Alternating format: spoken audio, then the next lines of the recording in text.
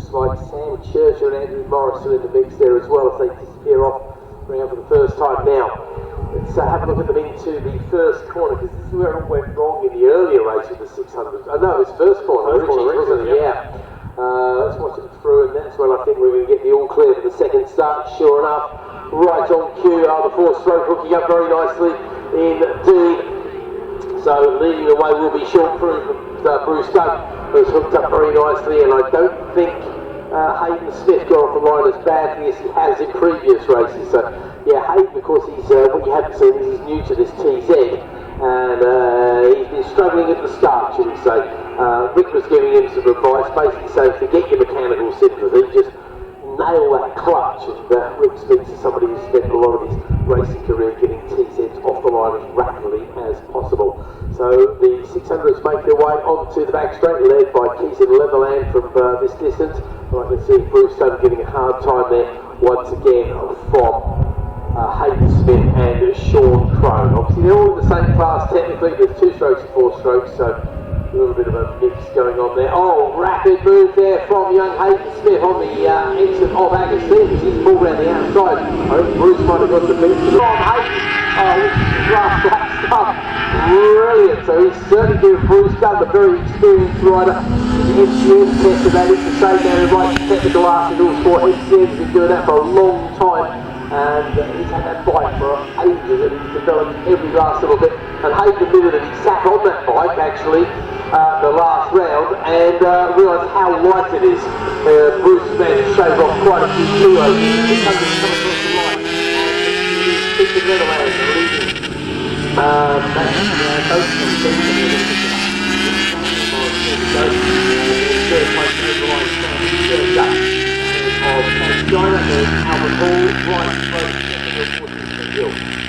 600 goes over the line so far, then goes Aiken and Brown, the man who decided we've got to make sure his tyre warmers are working nicely, which is fair enough. It's a good psychological advantage as the 2 strokes come across the line, and it is Bruce Dunn who leads Hayden Smith, Sean Crone, the leader of the 4 strokes there. Phil Bulow should be in the mix here. He was doing well in the last round, and George Prinos actually who beats Bulow to the line there, so they've changed places. Hugh Baber up next, then Damien Lee. It's Harvey Gill who's on that power one. It's obviously struggling to get it off the line there as he comes across the line in 21st place overall. So Andy Gill still hope he's enjoying his time on that little 2-stroke machine, because it is a wonderful machine. There's Jack Wolf and a Bucket and Wildback. Out in front though, it is Leatherland leading the way, and he's opened up that gap, and I can see he's gained 4 tenths per second on Morris, so I think the quickest man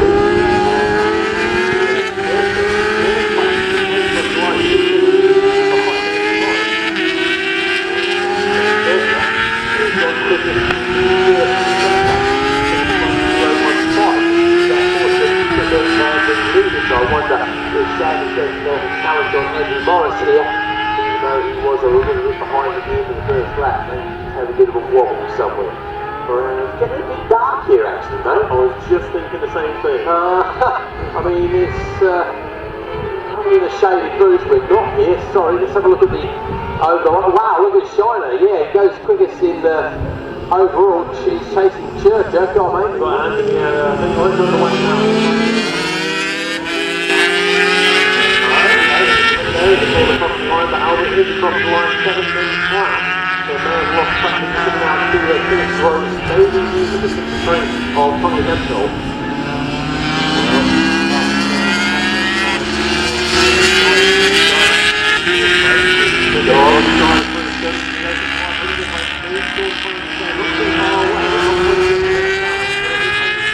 Was on the inside of Bruce Dunn, but Bruce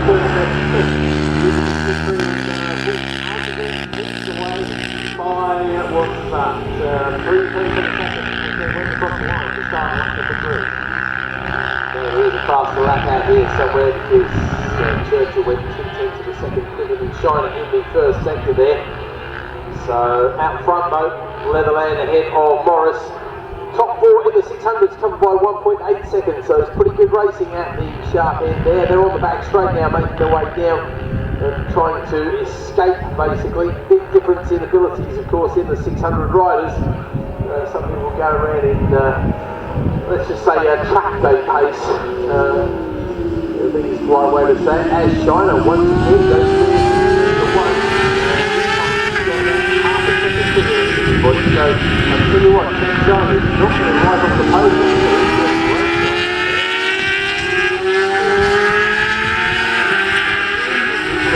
Hundreds coming around corners down to Morris. I think that includes Morris, work cut out though, it's going to get pushed hard all the way. Over the line last time the gap was 0.589. This time I reckon that's come down. Here we go, we've got a challenge on 0.266, fastest lap for Shiner. So yeah, there is definitely a challenge on here because he's gone quite a bit quicker. And we've spoken before about the lap record where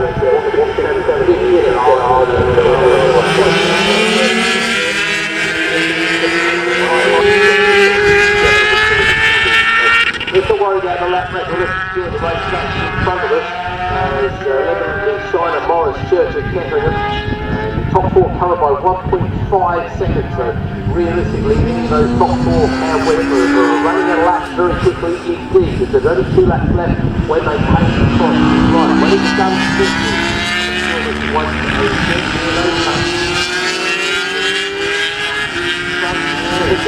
yeah, see, Hayden, that's the problem, Hayden that real rigor, he loves just to pack the boards a little bit warm up, that's for sure. Comes across the right 0.662, so he's a bit quicker that time by about 3 seconds. The second right Bruce Dunn, the third experienced Bruce Dunn. Sean Crow looking good for another 25 points in what he was basically away, he can come away from the half, moving over 100 points halfway into the year, which will be at the end of this particular race. So, looking at the sector times out there, 21.7 for Shiner at the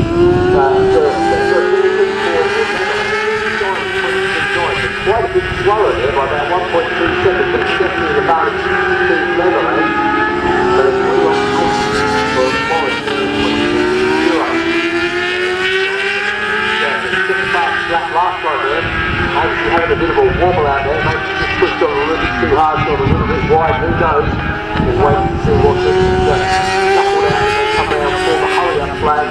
There we go. You see Sally holding out the hurry-up flag. He's going to have a flag here and now. Well, it's good news for Keaton Leatherland. He's now 0.850 ahead of Morris, who sets a PB, but unfortunately it's a little bit too late for that. Shiner does indeed get relegated by a place. So we're now 2 1/4 seconds between the top 4 as Full goes past on Roast for 7th over 6th place. There's Paul Roast and there's Mitchell across the line.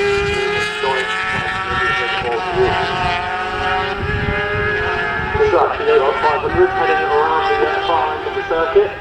And it is still number 14 of Bruce Dunn, who leads the way from the number 25 of Hayden Smith. And when they come around Murray and onto the centre straight, they will be starting their final lap. Of course, the rookie 600s are already halfway around their final lap. In fact, they're just heading into the right-hander of Oddly. Rookie 600s, 0.85.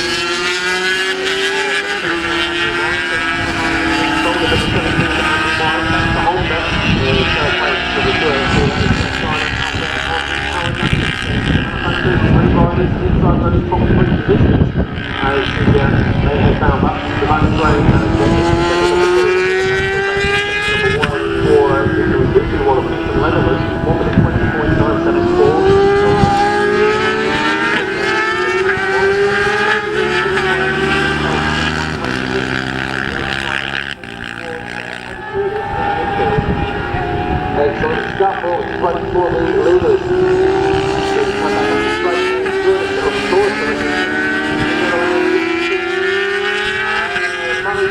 Last night, he's got a power up the front straight to the flag being organised by Lockie, our chief of start line there, as Sally puts the last lap and flack away, and it is another 25 points for Morris. Go on, mate. it looked like Sunshine was momentarily in third place ahead of unfortunately went wide on the inside of Marina Murdoch, obviously doing himself over the other side of the rumble strip. Yeah, lost those few tenths of a second, and that was the difference between taking home a shiny medal and not taking a shiny medal home. Looks like he right lost a place or two there on the last lap as well, because it was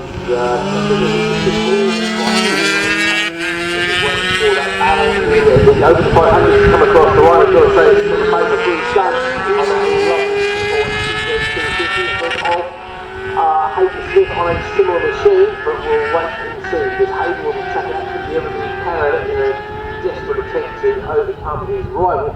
He's running number 14. It's an unusual number for his rival, because traditionally Bruce always run the number 7 as a tribute to Gary Sheen. So here we go, down the straight. Oh, I tell you what, it's close, because I can't keep missing Hayden, because he's tucked so close to the flipping wall. He's quite dark there, but he does indeed finish second by 0.3 of a second. And then he ends up with still running away. Also second of the 500. George Freenos